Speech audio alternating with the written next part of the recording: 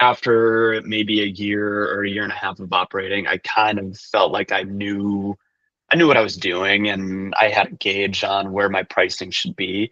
And then when I actually started to dive into some of the data and the analytics on what was actually happening in the market, it kind of caused me to review what we were actually doing in our own business and say, Mm. okay, is my strategy actually correct?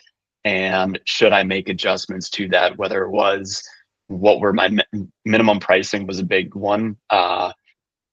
Just because you look at a minimum price, you're like, how low can I go? And some of it is emotional. Some of it is, it should be data driven, but a lot of us go, well, I can't go below this because nobody else in the market's going below this, or whatever the reason is for that minimum price. Welcome to RevLabs by PriceLabs.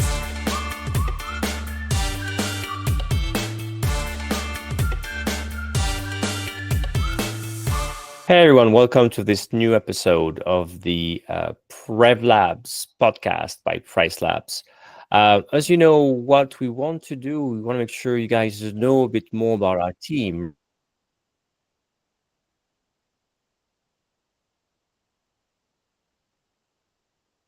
You want to know how people got into this, or you also want maybe tips on how to manage a large portfolio of vacation rental. Well, you're going to get all this today with Sam. Hello, Sam. How are you? Very good. Very good. Thank you. So I'm Thibault, the head of product marketing here at PriceLabs, but who are you? Yeah, my name's Sam. Thank you for the intro, Thibault. I'm a solution consultant on the US team with PriceLabs. And are you in charge of a specific market, or and where are you based? Yeah, so I'm based in Duluth, Minnesota, so kind of north central US. And my territory right now, Midwest, kind of like Mississippi-ish river, and then west, as well as the Canadian provinces, kind of above Minnesota and then out to the west as well. All right. Yeah, Where did you grow up? I grew up in the Twin Cities, spent, most of the early years in the Twin Cities, and then found myself out on the West Coast, in Seattle and Tacoma, for a couple of years. And that's kind of where I got my introduction into really real estate and real estate investing. And that was maybe 10 years ago or so. Worked with a group of investors and realtors out in Seattle and Tacoma, and we started flipping houses, got into some property management, and just kind of learned from the ground up how to do real estate investing and property management. And when it comes to real estate investing, for example, what is the biggest lesson you learned there and you want to share with the audience? Oh man, really just be open to learning. I really came at this from the perspective of I didn't know anything about real estate going into it, and through just being willing to absorb everything that was thrown at me and do all the things, whether it was swinging a hammer when I needed to, or Mm. forcing myself to put the hammer away and then manage a project. Um, that was kind of the biggest piece, was really like, okay, I know that I can physically do the work. Now, how do I actually like take a step back and then be able to see the project from start to finish, all the way to, even getting in renters or anything like that. When it I, came to managing the properties. Yeah, as well, I was about to say, what's very interesting is that when it comes to property management, there's property and management, right? It's like we're dealing with stuff that is very concrete, if I may say so, right? So Yeah. just like vacation rental managers know that sometimes it's about houses, and sometimes quite a few of us had to clean the houses sometimes, no cleaners here. So Yeah. how do you transition? I know you were doing property management as well. So what kind of property hmm management was that? Were you guys were doing, like, you have tenants? Were you doing midterm, short term? How was it? Yeah, so in Seattle and Tacoma, it was all long term, so traditional year-long leases. And when we moved back to Minnesota, uh, kind of started kind of doing some similar things in Minnesota and turned into more real estate development and working projects for a real estate developer. And one of those projects was uh, a mixed use building that had apartments and commercial space. And a component of that, the investors or the developers behind this project were exploring having some short-term component to that project. They weren't really sure what that looked like or how to pull it off. They just knew that the market they were in was a strong tourism market, and that a helping diversify what the building did, so not just relying on 12-month leases and then commercial spaces, that having a piece that was more dynamic with short-term or nightly rentals made a lot of sense for them. They didn't really know how to set it up or manage it, and that was something that kind of fell onto myself and my partner. And we were given the opportunity to say, start these short-term rentals and get them up and running. And so we looked at it and took off and ran with what started as a handful of short-term rentals in this building to really turning it into a boutique hotel and branding it as a boutique hotel and then running it as one as well. So we took the knowledge and the experience that we had with managing properties, and then this building specifically managing the long-term rentals and the commercial spaces, and then turn that into, okay, how do we do this but with nightly rentals? And we did it really with a focus on the guest and making sure that the guest has or had an incredible stay with us. So yeah. And would you say that the model was closer, the pricing on the pricing side, would you say, were you guys thinking more as if you were a hotel or more or as a series of short-term rentals? How did you see it? Yeah, what started as looking at it with nightly pricing from a short-term side, we really started to understand the need to look at it as a hotel that had multiple units instead of all these individual units in one building. And once we started operating it as a portfolio of units rather than just single individual units, we really found, one, managing it became a little bit more seamless and easier. And we were able to leverage the occupancy to drive higher revenues, managing it as a hotel component. There are also a lot of other little things that went into running it as a hotel versus individual units that were advantageous for us. But yeah. So in the end, basically, you were thinking about, I got several types of accommodations in the end, and I will, run that pricing according to each type of accommodation, but to have several quantities of this. So in the end, it's the occupancy per accommodation type that you're looking into, if I gotcha. Yep, exactly. So we had maybe 4 or 5 different room types, and then ran the pricing based on the occupancy of those different room types. That's super interesting because working at PriceLabs on our multi-unit features, or now that we launched the hotel side completely of our product, it is something that comes back often, right? Talking about room types and how do we totally allow our users to do this. That's great. You're coming with this experience. Yeah, and when we were using PriceLabs, so that was kind of the transition for me personally between operating a hospitality management company that included the hotel to PriceLabs. When we were using PriceLabs, it was still very focused on short-term rentals. And so a lot of the language in PriceLabs, we kind of had to translate things like listings. Okay, PriceLabs says listings, we say rooms.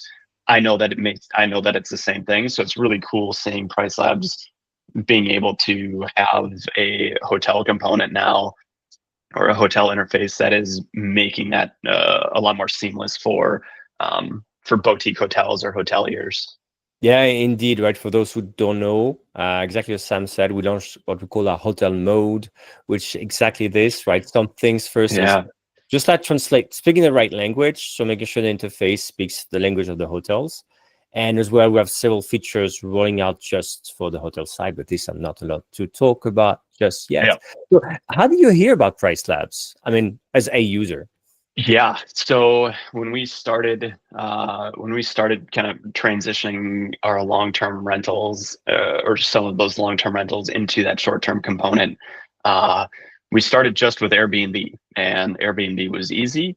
We put our listings on and we were messaging our guests. Airbnb took care of the payments.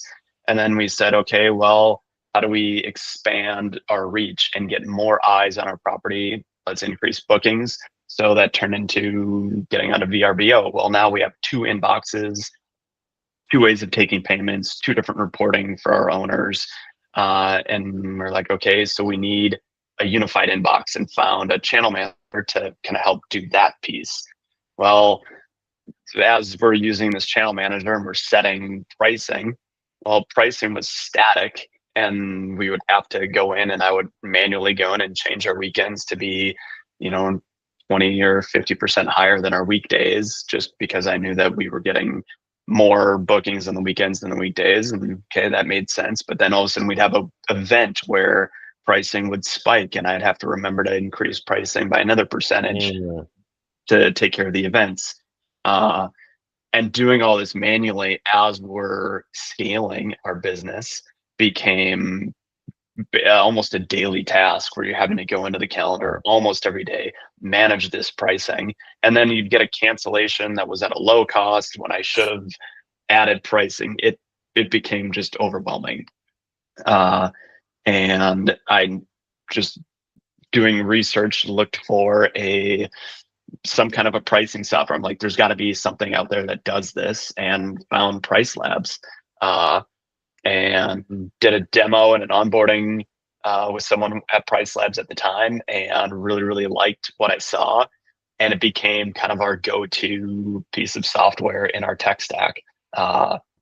We were trying to be very tech forward. We ran a very lean team at the time. So, all of us wore a lot of different hats. We had to be able to get into using tech from wherever we were to manage our growing portfolio. And yeah, like I said, PriceLabs really became a key piece to that. I was probably in PriceLabs 3 or 4 days a week. One, to monitor pricing, but then also it became our go-to reporting software as well. Just the robust reporting that it offers users was a step ahead of what the channel manager was giving us. And from a historical standpoint, so that I could see, as time had passed, how we were doing and how we were comparing, how we were growing. And then I was able to look ahead and see how we were pacing against ourselves historically, and then against the market too, which was really insightful for us in setting strategies and what our goals were.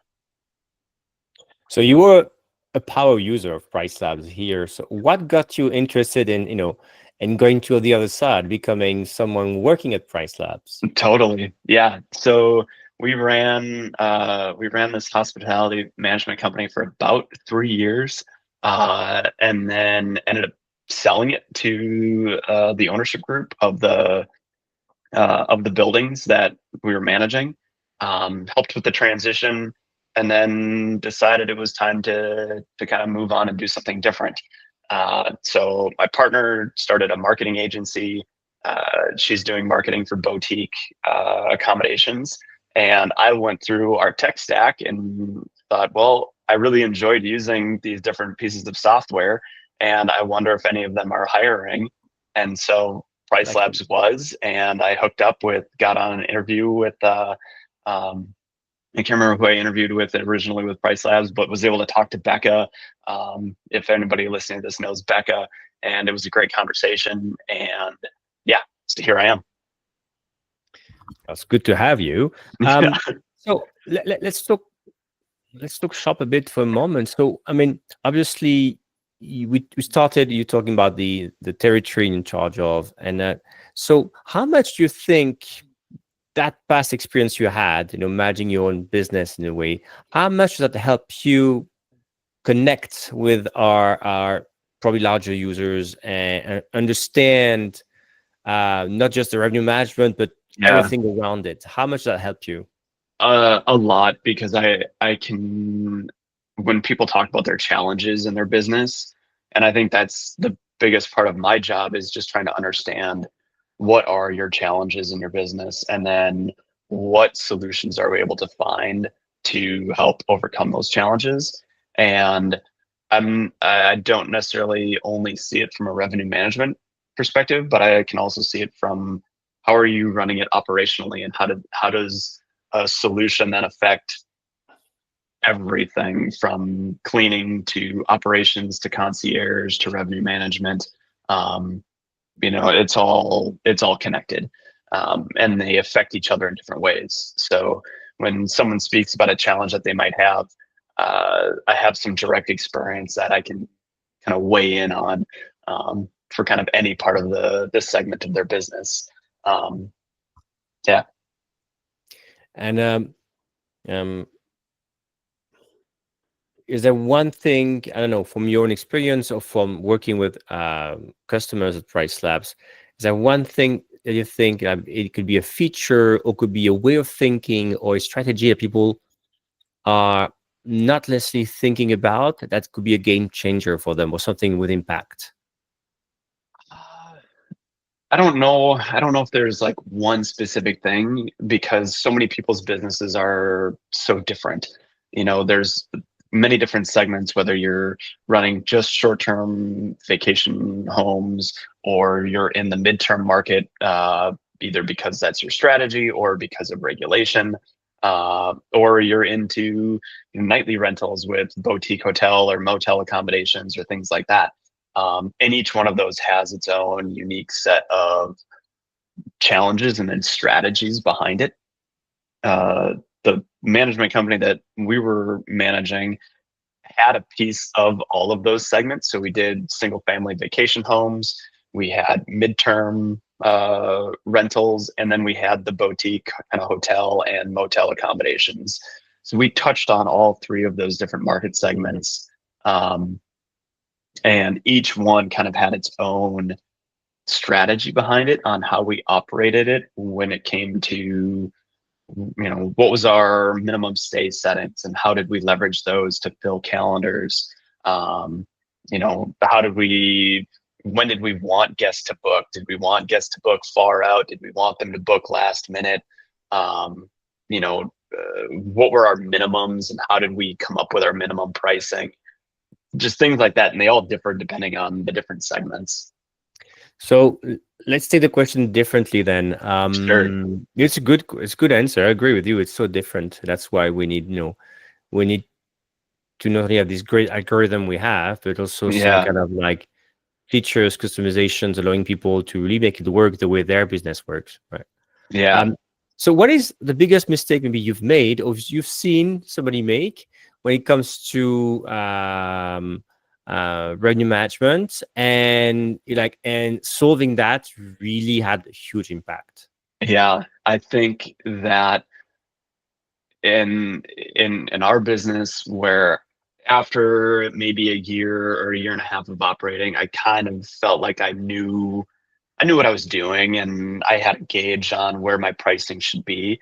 And then when I actually started to dive into some of the data and the analytics on what was actually happening in the market, it kind of caused me to review what we were actually doing in our own business and say, okay, is my strategy actually correct? And should I make adjustments to that? Whether it was what were my minimum pricing was a big one. Just because you look at a minimum price, you're like, how low can I go? And some of it is emotional. Some of it is, it should be data driven, but a lot of us go, well, I can't go below this because nobody else in the market's going below this, or whatever the reason is for that minimum price. and just reviewing and actually using good data and what are my actual costs, and going through and reviewing what it actually costs me to operate my room or my home, and then using that to set those prices. And I feel like that can be kind of such a trap where you get into this, I'm comfortable, I've been doing it, I know what I'm doing, and then kind of miss some of the data points that say, hey, maybe we should review something and make adjustments and really see how that can improve or increase your revenue overall.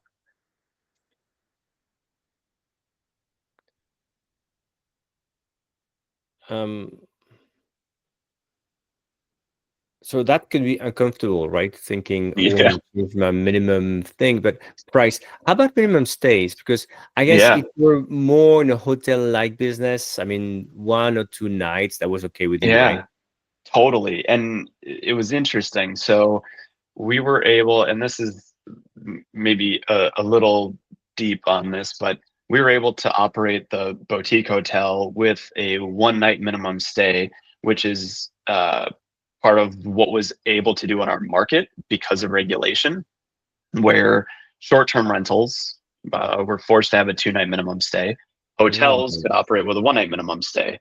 And so if we had operated the hotel as individual Airbnb units, we would have been forced to do 2 night minimums. But recognizing that if we licensed it and branded it as a hotel, we could operate with 1 night minimums, but still market to the Airbnb community as kind of the Airbnb flip, because they were like apartments, right? They were fully furnished, kitchens, the whole thing, right? So it felt like an Airbnb, but you're getting a hotel experience because of the branding and the experience.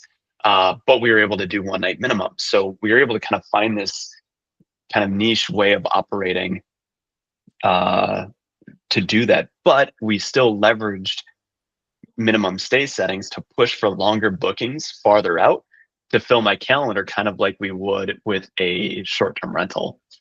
Yeah, I really like that. Thinking in a way like average last minute hotel like, but short-term rental like far out. That's pretty interesting. Yep, This hybrid totally. thinking. Yeah, Again, that's as you said, it's unique to your situation, to probably your business, and to this. Sam, yeah, you had such great experience. It's fantastic. And so, if people listening to this now want to connect with you and know more about yeah, PriceLabs, about you, what should they be doing? yeah. They could either reach out to us at PriceLabs and connect with us at PriceLabs, depending on how many listings you have. It'll definitely get sent my way. Otherwise, you can send me a direct email as well. My email is sam.hale@pricelabs.co. That's a great way to connect with me there, or on LinkedIn. You can send me a DM, connect me on LinkedIn. That's a great way as well. Fantastic. Yeah. Thank you so much for your time and for sharing a bit of the experience with us today. Yeah. Thank you so much. I've really enjoyed the conversation. Yep. Same. Take care. Hey, cheers.